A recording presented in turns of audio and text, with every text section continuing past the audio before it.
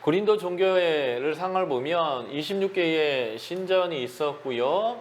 아폴론, 아프로디테, 포세이돈, 아스클라피오스, 황제 숭배 등 아주 다양한 종교의 활동들이 있었습니다. 특별히 이 아프로디테를 여러분들이 주목하셔야 돼요. 예. 자, 이것은 아폴로 신전터고요. 아폴론 신전터입니다. 그리고 치료의 신 아스클레피오스인데요. 여기 지팡이가 있고 여기 뱀이 똘똘똘똘똘 이렇게 말고 있는 그림이 보이죠? 이 그림이 여러분들이 아시는 앰뷸런스에 있는 그림이에요. 그래서 이제 치료의 신이고요. 이제 아폴로의 아들인데, 그래서 이 신의 신전터에 가면 이렇게 이제 의족, 의수를 포함한 이런 이제 것들이 굉장히 많이 발굴됐습니다. 그런데 이제 이 아스클레피오스의 신전터를 보면요, 이렇게 되어 있어요. 여기 이제 템플, 신전에 예배드리는 장소가 있는데 그게 이제 이렇게 되어 있고, 이 밑으로 식당이 있습니다. 이렇게 식당이요. 뭘 제가 보여드리려고 하는 거냐면, 지금 우리 기독교인들도 비슷한데요. 애가 태어나면 이제 목사님이 축복해 주죠. 그래서 애가 처음 태어나서 교회에 처음 오면 목사님이 안고 기도해 주는 것부터 해서 요람으로부터 무덤까지, 신자가 죽으면 그 신자가 죽을 때도 장례까지 치러주잖아요. 그 중간에 결혼에도 목사님이 예식으로서 결혼을 집례해 주고요. 그 아이가 개업을 하면 개업식에 가서 목사님이 축복해 주고 예배 드려 주고요. 모든 것이 종교와 묶여 있죠. 근데 이 고대에는 이것이 더 명확했습니다. 그래서 무슨 일이 있어도 이 신전에 자주 가요. 뭐 결혼식이 있든 아니면 이제 사업을 시작한다 할지라도 사업 파트너와 이 신전에 가서 예배를 드리면서 우리 서로 배신하지 말자, 우리 함께 최선을 다하자라고 하는 그러한 모든 것, 또는 서로 계약 당사자가 계약할 때도 신전에 가서 해요. 그래서 이 신전에서 모든 것들이 이루어집니다. 비즈니스도 이루어지고요, 결혼도 이루어지고요, 하여튼 뭐 잔치도 이루어지고요. 우리도 그렇죠. 요즘 환갑잔치는 안 해도 뭐 7순 8순 때 혹시 잔치를 하거나 아이 돌 때 잔치 같은 걸 한다고 하면 우리가 그냥 잔치하고 먹는 게 아니라 목사님 부르다가 목사님 예배 드려주세요 하는 것처럼 모든 것이 여기서 이루어져요. 그러니까 고린도에 살고 있는 사람들의 다수는 예수를 모르는 사람, 이방인, 우상을 섬기는 사람이고, 아주의 소수의 기독교인이었던 이 당시에 예수를 딱 믿으면 어떤 문제가 발생하냐면요, 우리 남동생이 결혼해서 아들을 낳았어요. 돌잔치를 해요. 그럼 어디 가야 돼요? 신전에 가야 돼요. 물론 이제 한국처럼 기독교인이 이제 많아지면 친구가 결혼식을 하는데 예식장이 아니라 교회에서 결혼식 하는 바람에 교회를 가야 되는 그들이 일이 생기긴 하죠. 그래서 교회에 와가지고 담배를 피고 싶어서 교회 마당에서 담배 피면 또 전도사들이 쫓아와가지고 여기서 이러시면 안 됩니다, 뭐 이런 소리도 듣고, 그래서 믿지 않는 자들이 이제 교회를 와야 되는 불편함이 한국엔 있지만, 이 당시에는 거꾸로예요. 기독교인들이 아주 소수 마이너고요. 대부분의 사람들이 다 종교를 갖고 있는 이방인이에요. 요즘이야 무신론이 대세지만 고대에는 무신론 자체가 이단이에요. 무신론 자체는 없어요. 신은 어마어마하게 많고요. 모두가 신을 믿는데 어떤 신이 나한테 제일 잘해주는 신인가, 어떤 신이 제일 도움이 되는 신인가를 선택하는 문제였지 무신론은 없어요. 그러니까 모든 사람들의 일상의 모든 일들이요, 태어나고 죽는 것부터 시작해서 그 중간에 모든 과정이요, 결혼하고 돌이 되고 사업을 시작하고 하는 모든 계약의 일들이 여기서 시작되고 여기서 밥을 먹어요. 그런데 이제 내가 예수를 믿는다는 이유로 가족 모임에 안 갈 수 있나요? 내가 사업을 하고 있는데 계약을 해야 되는데 여기를 안 갈 수 있나요? 또 갔는데 내가 여기서 이 밥을 같이 먹는 게 굉장히 중요한 유대감과 계약식의 중요한 내용인데, 난 예수 믿으니까 여기서 우상에 바쳐진 고기가 분명히 나올 건데 먹어야 되냐 말아야 되냐의 문제가 나오는 거죠. 이거는 굉장히 심각한 문제였던 거예요.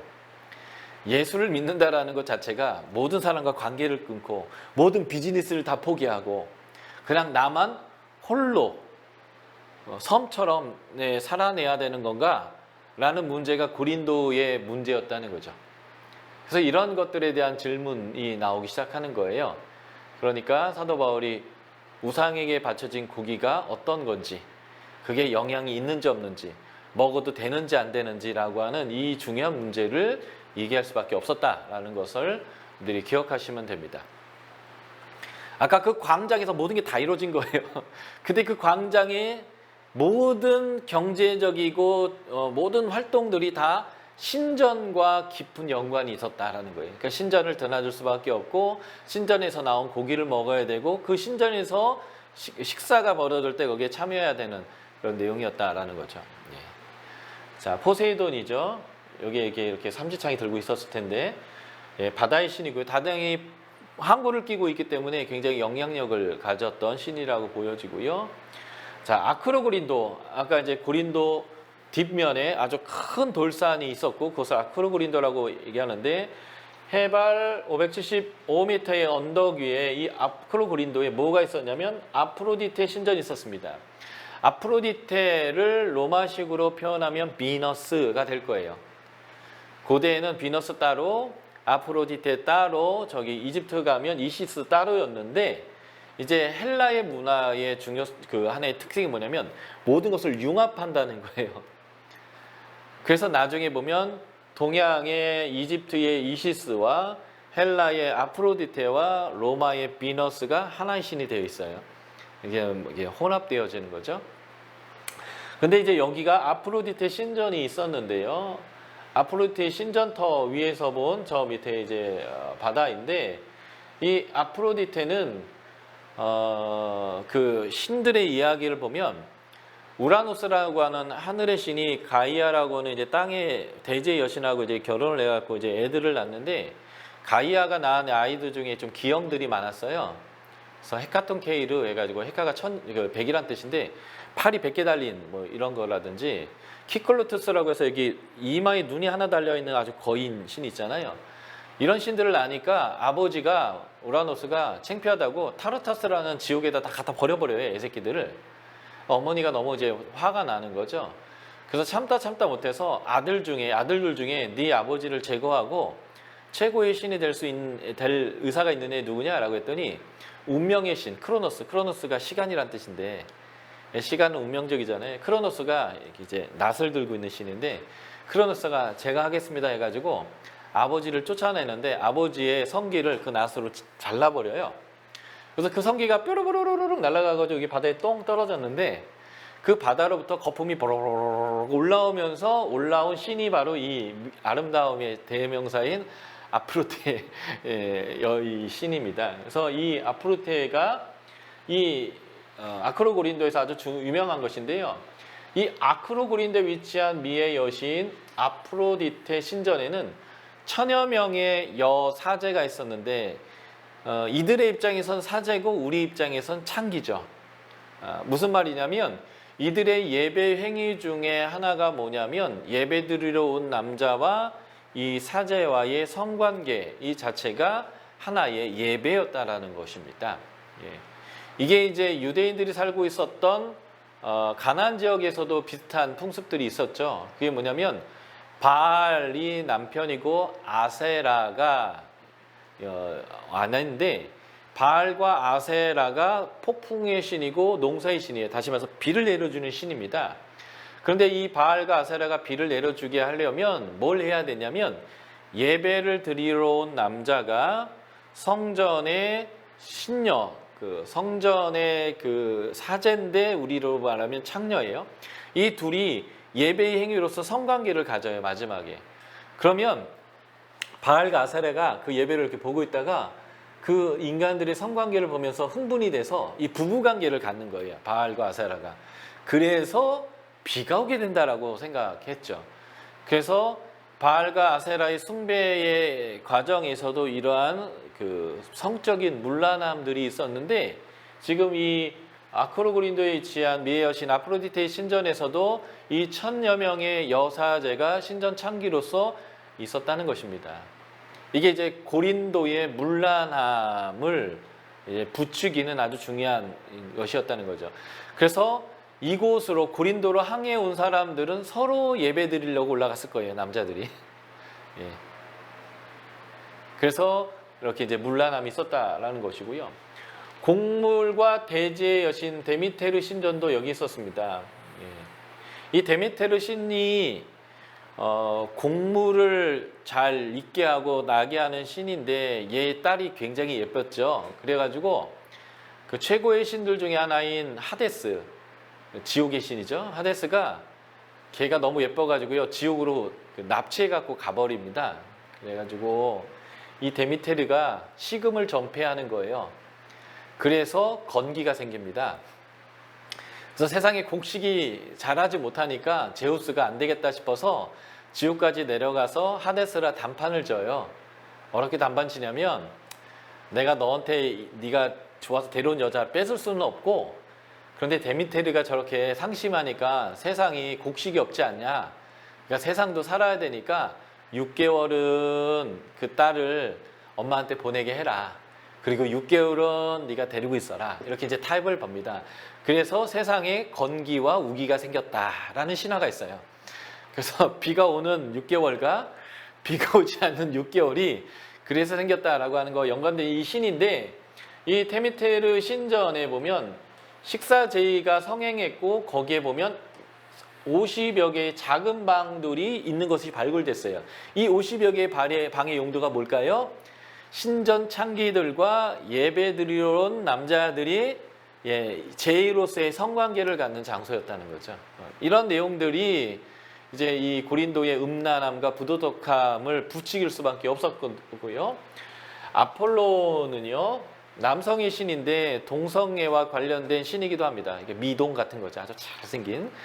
포세이돈도 항구이기 때문에 지리적인 요인으로 해서 전반적인 집에 영향을 많이 줬는데요. 그래서 플라톤이라는 철학자요, 플라톤은 창녀를 언급할 때 고린도 여인이라는 표현을 썼습니다. 일종의 대명사인 거죠. 야, 이 고린도 여인아, 그러면 창녀가 되는 거예요. 그만큼 고린도가 문란했다는 것을 보여주는 거고요. 극작가 필레타이러스는 그의 해악극에서 호색가, 색을 좋아하는 남봉꾼을 표현할 때 고린도 사람 이렇게 표현했어요. 호 코린테아테스, 이 고린도 사람. 그러면 남봉꾼인 거예요. 호색가인 거죠. 그리고 아리스토파네스라는 사람은요, 부도덕을 훈련하다 또는 간통한다라고 하는 말을 쓸 때 코린디아 조마이, 고린도스럽다, 이렇게 표현하는 거예요. 아이 참 고린도 사람 같네, 참 고린도스럽다, 이렇게 하면 이제 이런 의미가 될 정도로 굉장히 타락했다라는 것이 헬라 시대 때의 고린도를 반영하는 하나의 이미지였다는 거죠. 그래서 스트라보라는 사람이 있어요. 이제 스트라보는 BC 63년인가 64년에 태어난 사람이거든요. 이 스트라보는 지리학자이고 철학자이고 굉장히 유명한 역사자인데, 이 지리학자인 이 스트라보가 뭐라고 얘기했냐면, 고린도의 부유함과 악은 주로 아프로디테 신전과 그 신전에 있던 천여 명에 이르는 매음녀, 신전 창기들 이죠, 중심으로 한 것이었다라고 그가 표현합니다. 그래서 고린도를 항해하지 말라라는 격은 있어요. 안 좋다는 거죠. 그러니까 애들은 가지 마라, 고린도로 항해하지 말라라는 격언이 있는데, 아이들은 이 말이 이렇게 들렸을 거예요. 꼭 가고 싶습니다. 애들은 청개구리 기질이 있어서 하지 말라면 꼭 하고 싶은 거죠. 왜요? 지는 다 해보고 왜 나는 못하게 하는 거야? 나도 해보고 좋은지 나쁜지 판단해 볼래. 이제 이게 이제 아이들의 십성이니까요. 그래서 차라리 이런 말은 하지 말아야 되는 거예요. 안 하면 차라리 나은데 꼭 이 말을 하면 애들은 꼭 가보고 싶습니다, 이렇게 하게 되니까 말이죠. 이게 이제 고린도서에 보면 음행이 있는데, 아버지의 아내와 아들이, 그러니까 이제 친엄마일 수도 있겠지만 친엄마보다는 계모일 가능성이 있는데, 아들이 계모랑 성관계를 하는데, 그게 교회를 버젓이 나오는데 교회가 그를 치리하지 않는 이러한 그 음행의 상황들이 벌어지고 있는 것이죠. 왜 그럴까요? 뭐 그게 다 뭐 예배의 하나의 방법 같은 것이기도 한데 이게 뭐가 문제냐라는 그 사회에서 갖고 있는 도덕적 관념이 워낙 낮다 보니까 교회 안에서 그렇게 자기가 죄를 짓고 교회에 오지만 죄로서 인정하지 않는 것이고 교회 공동체도 그것을 심각하게 생각하지 않는 문제들이 발생하게 되는 거죠. 이런 것들은 우리가 복음을 전하는 선교조에서 얼마든지 일어날 수 있는 일입니다. 라틴 아메리카 지역에 가면 목사들이 첩을 두고 살아요. 그런데 선교사들이 그거 잘못됐다라고 얘기하면 에이 무슨 소리야, 아브라함도 첩이 있었는데 이럽니다. 이게 이제 그냥 그 사회의 문화 안에서 부유하고 지위가 있고 힘이 있으면 아내 몇 줌 더 거느리는 건 자랑거리지 이게 부도덕하다라고 하는 생각 자체가 없는 사회에서는 그냥 그게 너무 당연시 되어지는 그런 것이죠. 그러다 보니까 목회자조차도 그런 것에 대한 죄에 대한 개념이 없을 수도 있어요. 이게 이제 복음이 처음 들어갔을 때 너무 허다하게 일어나고 있는 일들이라는 것이죠. 이제 고린도가 교회가 개천된 지 얼마 안 된 거예요. 그래서 이방 종교를 믿던 사람이 예수 그리스도가 메시아다라는 것을 받아들이고 개종을 했다 할지라도 여전히 자신들의 옛 습관과 자신의 가치를 따라서 살아가고 있는 거죠. 한마디로 이런 거예요. 양반님들이 예수를 믿어서 교회를 왔는데 양반의 입장에서 표현할게요. 쌍놈의 새끼들이 같은 자리에서 예배드리는 거죠. 그랬을 때 선교사가 그렇게 해도 된다라고 얘기하니까 하긴 하지만 여전히 나는 양반이고 너는 쌍놈이고 그러니까 나는 아랫목에 앉고 너희도 저 끝에 앉고 여전히 이런 개념을 가지고 한 공동체로서의 예배를 드리면서 하대하는 이런 모습들이죠. 그게 뭐 다른 얘기는 아니에요. 사장님과 그 회사의 직원이 한 교회 다니는데 여전히 교회에 와도 난 사장이고 너는 그래서 그 회사의 직원은 장로님이고 사장님은 집사여도 집사님이 장로님을 막 이렇게 부리는 거죠. 왜냐면 너의 말 안 들으면 잘리니까요, 직원이. 뭐 이런 식으로 교회 안에서도 여전히 그 형제 안에서의 하나됨이 아니라 위아래의 관계, 세상적 관계가 그대로 통용되는 건 그냥 인간 사회의 모습이거든요. 그럴 때 우리가 교회 안에서 어떤 원리로 살아야 되는가, 세상적인 그 법칙으로 살아야 되는가, 사랑 안에서 새로운 원리와 원칙 안에서 이 공동체를 세워나가야 되는가, 이런 문제들은 실제적인 우리의 삶 안에 교회 안에서 늘 일어나고 있는 그런 일들이다라고 보시면 되겠습니다. 자, 유대인의 회당도 있었음을 우리가 분명히 볼 수 있는데요. 아폴로 신전 근처에 가면 대리석 조각이 하나 발견됐는데 땡땡 고게 에브라라는 글이 담겨 있는데 아마 이게 앞뒤가 잘린 거예요. 이게 시나고게 에브라이온이라는 에브라임이죠. 그러니까 이제 북이스라엘을 표현할 때 에브라이마 이렇게 표현하는데 다시 말해서 에브라임의 회당, 유대인의 회당이라는 그러한 증거가 될 만한 땡땡고게 에브라이온이라는 대리석이 발견됐어요. 아마 여기에는 회당이 분명히 있었을 것이고 사도행전 18장 4절에 바울이 설교가 바로 여기에서 이루어졌을 가능성이 큽니다. 자, 여기에 대해 동전들도 많이 발견됐는데요. 이스미아라고 써 있어요. 이스미아.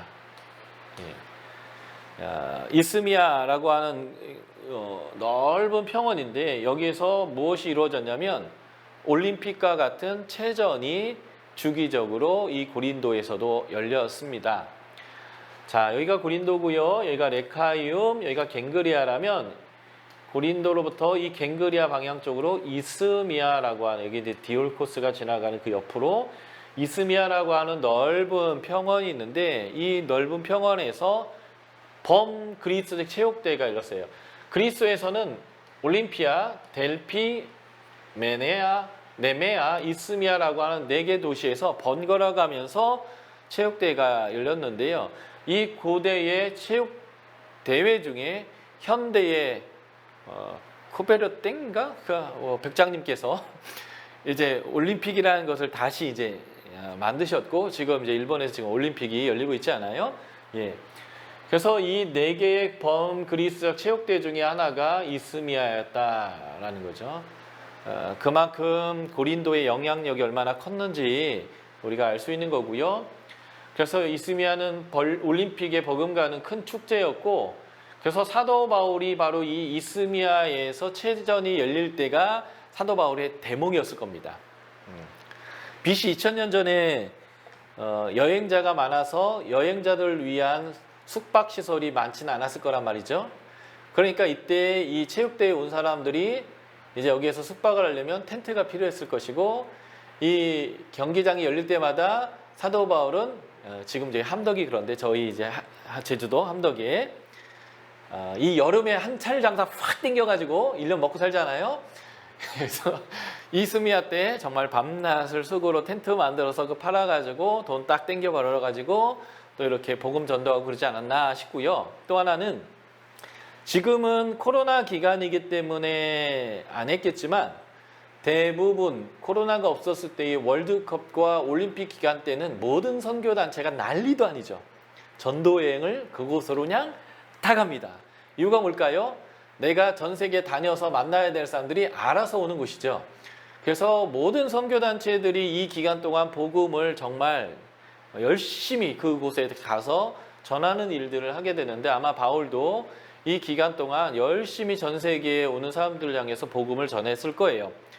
그래서 이러한 체전이 익숙해져 있는 고린도 사람들에게 사도 바울이 사역자에 대해서 설명할 때 운동 경기자와 비교합니다. 운동 경기자들이 그 메달, 우리는 메달인데 그 이제 그 관이죠. 올리브 관을 그 승리자가 되기 위해서 얼마나 견뎌내고 절제하고 한 방향을 바라보는지 아냐라고 하면서 이 경기를 중심으로 사역자의 삶을 설명하는 이런 내용들은 아마 이들에게 굉장히 이 경기가 익숙했기 때문에 친숙한 설명이 됐을 거다라고 보여집니다.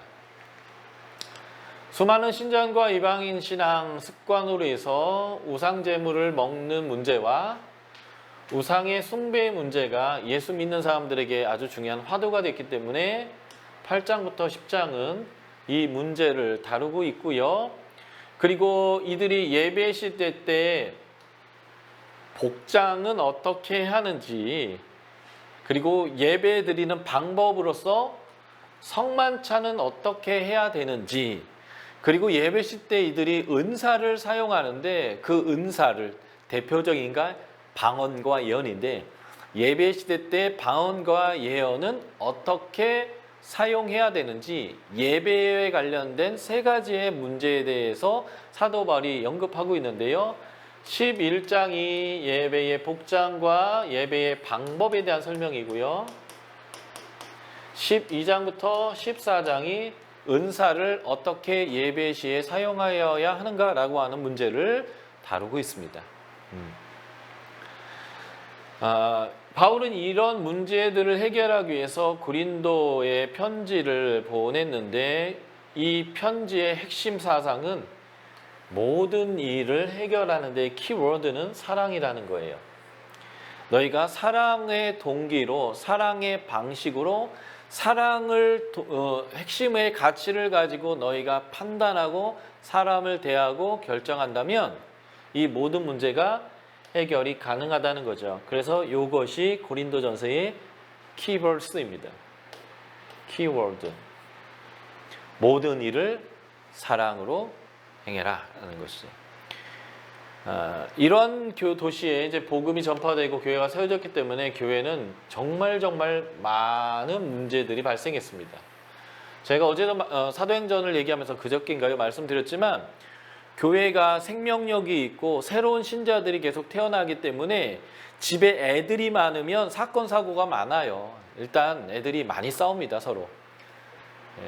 권력 투쟁이든 먹을 걸 더 먹으려고 하는 투쟁이든 자기 것을 지켜내려고 하든 애들끼리는 어마어마하게 싸우고요. 뿐만 아니라 그냥 아직 몸의 발달보다 정신적 발달이 덜 돼서 다치기도 많이 다치고 실수도 많이 하고 깨기도 많이 깨고 넘어져서 깨어지기도 많이 깨지고요. 하여튼 별의별 일이 많이 일어납니다. 고린도 교회에 문제가 많았다는 것을 부정적으로만 볼 필요는 없어요.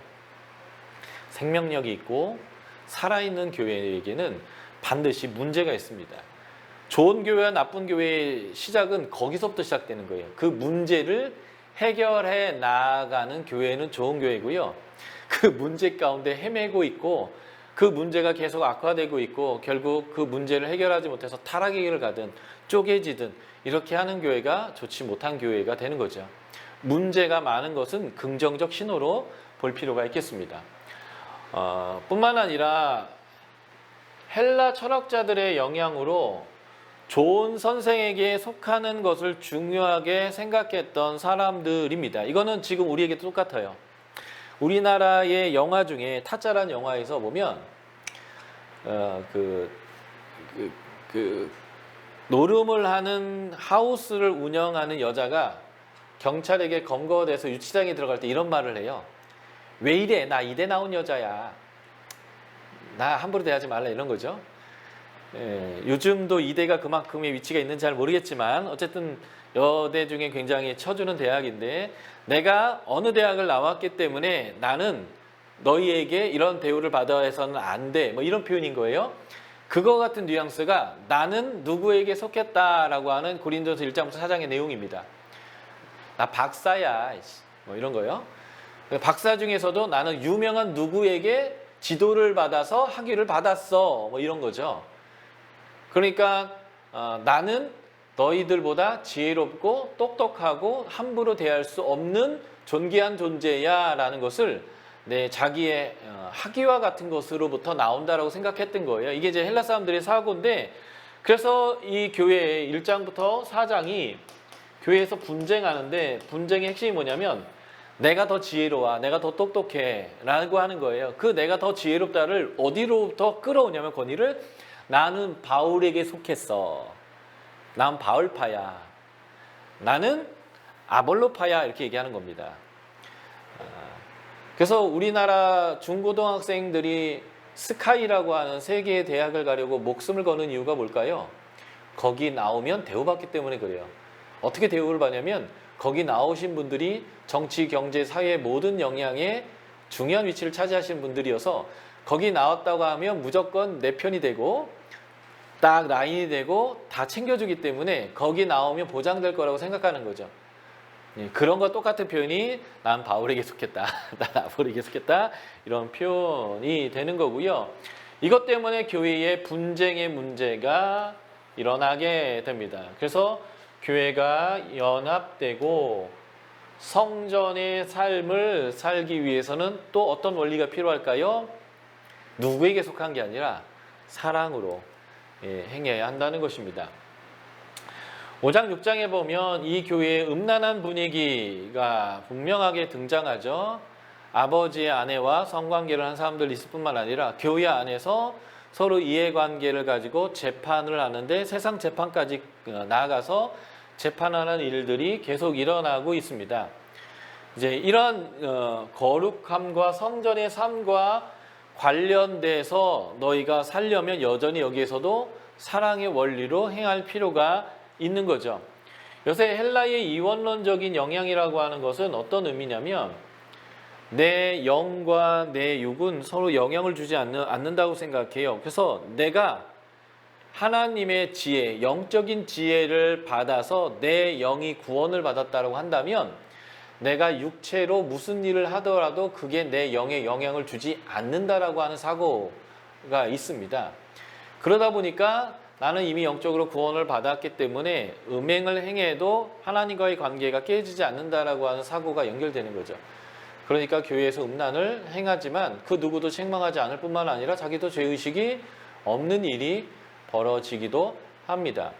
이 이원론적 사고의 또 다른 극단이 있어요. 하나는 내가 죄를 져도 쾌락을 추구해도 영적이 될 수 있다는 내용과 또 하나는요. 내 육체를 죽여야 내가 더 영적이 될 거다라고 하는 거죠. 이게 이제 일종의 금욕적인 신앙인데요. 그래서 성관계는 나를 육체적으로 만든다라고 하는 생각을 갖죠. 그것들이 어디까지 가냐면 목사님들 중에 이런 얘기 하시는 분들이 있어요. 난 주일 설교를 준비하고 영적인 설교를 하기 위해서 주말, 금요일부터는 나는 부부관계를 안 갖는다. 뭐 이런 얘기예요. 그러니까 이제 그러한 성적인 관계 자체가 나의 영적인 것을 약화시킨다라고 생각하는 거죠. 예. 그래서 40일 금식을 몇 번 했고 20일 금식은 밥 먹듯이 했고 그냥 3, 4일 금식은 그냥 평상시에 하는 거고 뭐 이런 식의 자신의 자랑이 되는 부분들도 있기도 해요. 예. 그래서 자신의 정기적인 금욕적 삶이 자신의 영적인 날카로움과 정비례할 거다라고 하는 이러한 생각들이 이러한 금욕적인 것들을 가져오게 되는데 이게 어디까지 영향을 주냐면 결혼 관계에도 영향을 주는 거예요. 그래서 7장에 보면 처녀가 결혼해야 되나요 말아야 되냐고 물어요. 그 얘기에는 결혼 안 해야 하는 것이 더 영적일 수 있다라고 얘기하는 거죠. 더 나아가서는 결혼을 이미 했는데 더 영적이 되기 위해서 부부관계 자체를 갖지 않는 그러한 모습들도 보여지는 거죠. 그래서 사도 바울이 뭐라고 얘기하냐면 부름받은 그대로 살아 라고 얘기합니다. 이제 결혼은 해야 되는데 나처럼 부름받은 자가 있다면 결혼 안 해도 좋겠다 이런 얘기고요. 결혼했느냐? 결혼한 대로 살아라. 이혼했느냐? 이혼한 대로 살아라. 그런데 다시 결혼하는 건 죄가 아니다. 하면서 그냥 너가 하나님 앞에 부름받은 대로 살아야 된다라고 이제 얘기하는 원칙을 이제 제시하는데 그렇게 얘기했던 근본적 이유가 바로 이 금욕을 통해서 더 영적이 되려고 하는 거죠. 그래서 심지어 결혼 관계가 깨어지기도 하고 하나님 모든 사람에게 결혼을 허용하셨는데 결혼 안에서 더 하나님 앞에 거룩해지려고 하는 이런 모습들을 이제 갖게 되는 상황들도 이들의 사고와 생각들, 철학들 이런 것들이 다 신앙에 영향을 미치는 거예요. 결국 예수 믿는다라고 하는 것은 이전에 내가 세상에서 배웠던 가치와 이런 것들을 다 내려놓고 하나님 나라의 가치를 가지고 내가 하나님의 백성으로서 새로운 가치들을 형성해 나아가는 하나님의 성품이 하나님의 방법이 내 것이 되어져 가는 방식으로 바뀌어가는 것이 신앙이다라는 것들을 이제 우리가 고린도전서를 통해서 배우는 것이지요. 그래서 고린도전서에서 하나님이 기뻐하는 뜻이 무엇인지를 여러분들이 풍성하게 발견할 수 있습니다. 자, 고린도전서 수평 차트를 좀 보시고 한번 브레이크 할까요? 고린도전서는요 다 교회의 문제들을 다뤄요. 그렇기 때문에 디비전은 큰 의미가 없습니다만은 디비전을 굳이 나눈다라면 교회에게 문제가 있다라는 소식을 사도 바울이 듣는데 그 듣는 소스, 누구로부터 이 소스를 받았는가라는 것을 두 개에 나뉩니다. 1장부터 6장까지는요 글로에라는 이제 여성형 이름이에요. 아마 여성이 가정교회의 리더였던 것 같고 아마 그 여성의 집에서 교회가 모였을 수 있는데 글로의 집, 그러니까 글로의 가정교회로부터 전해 들은 문제가 있어요. 첫 번째가 교회의 분쟁의 내용입니다. 1장부터 4장이고요. 나는 누구에 속했다라는 거죠. 두 번째는 성도들의 삶에 나는 무질서가 있는데 한 가지의 무질서는 음행이고요. 아버지의 아내와 성관계를 하는, 근데 교회가 그것에 무관심한. 두 번째는 송사입니다. 교회 안에서 이 문제를 해결할 수 있는 지혜가 없어서 세상 법정에 끌려가는 거죠. 그래서 세상에서 판결하는 겁니다. 지금 한국 교회에서도 세상 법정에서 교회의 문제를 판단하는 문제가 어마어마하게 많아요. 예를 들면 대표적인 게 이제 명성 있는 교회의 세습의 문제가 합법이냐 불법이냐 문제 뭐 이런 거 가지고 교회에서 온전한 판단이 잘 안 나니까 불복하는 사람들이 이제 세상에 고소하는 일들 포함해서 굉장히 많은 문제들이 이렇게 일어나고 있습니다. 이게 이제 근로의 집에서 온 소스이고요. 또 하나는 교회에서 보낸 편지가 있습니다. 16장에 보시면 3명의 이름이 등장하는데 이 사람들이 방금 교회에서 보낸 사람들이에요. 아마 이 사람들이 가지고 온 편지가 있는 것 같습니다. 왜냐하면 본문에 모모에 대하여는, 신령한 것에 대하여는, 처녀의 결혼에 대하여는, 우상의 제물에 대하여는 이런 식으로 사도 바울이 말을 꺼내면서 답을 하고 있는 구절들이 나오거든요. 이 말은 교회로부터 그런 내용에 대한 질문이 왔다라는 거예요. 그러니까 이 교회로부터 16장에 왔던 이 사람들이 이 문제는 어떻게 해야 합니까? 라고 질문한 것에 대해서 답하고 있는 내용이 7장부터 16장까지의 내용이다 라고 보시면 좋겠고요. 여기 이제 제가 섹션을 이렇게 나눴는데 7장부터 10장은 성도들의 일상의 삶에서 일어나고 있는 무질서적인 문제를 다루고 있는데 7장이 결혼이에요. 결혼해야 될까요? 말아요. 이게 이제 더 영적이 되려고 하는 사람들이나 나는 이미 영적이기 때문에 죄를 져도 상관이 없다라고 하는 사람들의 문제이고요. 8장부터 10장까지는 우상에게 드려진 제물과 우상 숭배의 이 두 가지의 문제를 짬뽕시켜서 설명하고 있습니다. 그래서 8장은 우상의 제물 얘기, 10장은 우상 숭배의 문제를 주로 다루는데 이 10장의 마지막 부분에서 이 두 가지에 대한 결론을 내려주고 있고요. 이 결론을 내리기 위한 중간 9장에서 이물질처럼 맥락이 안 맞는 말을 하고 있는 것처럼 보이지만 아주 중요한 메시지를 이 중앙에서 담고 있는 거예요. 이 원리를 가지고 8장 10장의 문제를 해결하는 거죠. 그래서 이 7장부터 10장까지는 결혼과 일상에서 내가 먹는 문제와 우상의 예배의 자리에 가는 문제와 같은 이게 이제 실생활의 문제라고 했어요. 태어나고 죽을 때까지 모든 곳에 일어나는 게 신전과 우상이 바쳐진 제물과 연결되기 때문에 이런 일상에서 오는 난제를 어떻게 해결해야 되느냐이고요. 11장부터 14장은 예배 때에 일어나고 있는 세 가지의 어려움에 대한 답이죠. 11장은 예배의 복장, 예배 드리는 방법. 12장부터 14장은 예배를 할 때 은사를 어떻게 사용할 거냐라는 건데 여기에도 8장, 9장 사이에 9장이 들어간 것처럼 12장, 14장이 은사를 다루거든요. 그런데 13장이 사랑을 다뤄요. 생뚱맞는 것 같지만 생뚱맞는 게 아니라 이 원리를 가지고 이 두 가지의 문제를 다뤄야 된다라는 형태로 되어져 있는 거예요. 그래서 이 9장과 13장은 아주 중요한 장이다라고 여러분들이 일단 생각해 두시면 좋겠고요. 15장은 이제 신학적인 문제예요. 부활에 대한 이해가 어려웠던 거죠. 아테네에서 보면 사람들이 사도 바울의 가르침을 재미있어하고 또 들으려고는 합니다. 새로워서요. 근데 사도 바울을 무시하고 쟤 뭐 헛소리를 하고 있냐 이런 식으로 반응하게 되는데 그 이유가 뭐냐면 부활을 전하기 때문에 그래요. 이원론적인 세계관에서는 육체는 영혼을 가둬두는 감옥이에요. 그래서 이 감옥으로부터 육체가 풀려나서 하늘로 상승하는 게 구원입니다. 마치 카시오페아나 헤라클레스처럼 하늘의 별자리를 딱 차지하는 거예요. 쉽게 말하면 이 세상이 고통스럽잖아요. 문제도 많고 힘들잖아요. 그런데 신이 싹 데려가고 하늘에 딱 영원하게 이런 게 일종의 헬라적 구원이거든요. 육체의 감옥에서 벗어나서 하늘에 이르는 것. 그래서 죽음이란 그렇게 부활 이렇게 하늘에 이른 건데 다시 육체의 감옥으로 들어가는 게 부활이란 말이에요. 사람들 생각에. 그건 뭔 미친 짓이냐 이런 거죠. 뭐 말도 안 되는 소리를 하냐. 그래서 사도 바울의 설교의 핵심은 초대교회 설교의 핵심도 이었죠.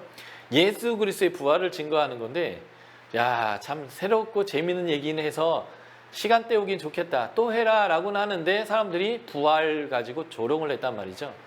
그러니까 헬라 사람들이 이 부활에 대한 이해를 하기 어려웠을 거예요. 그래서 이 고린도 교회에도 부활에 대한 질문이 있었을 거고요. 이거에 대한 답변을 사도 바울이 하고요.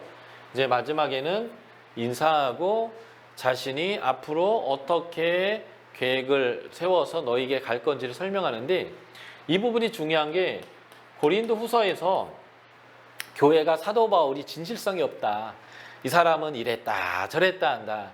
지 이익에 따라서만 움직인다라는 오해를 하게 되는데 그 이유 중에 하나가 여기서 밝혔던 그의 계획을 사도 바울이 변경한 것에 대해서 사람들이 문제를 삼습니다. 이게 이제 고린도후서에 보면 예하고 아니요 아니요함이 없다. 이 표현과 연관된 내용이에요.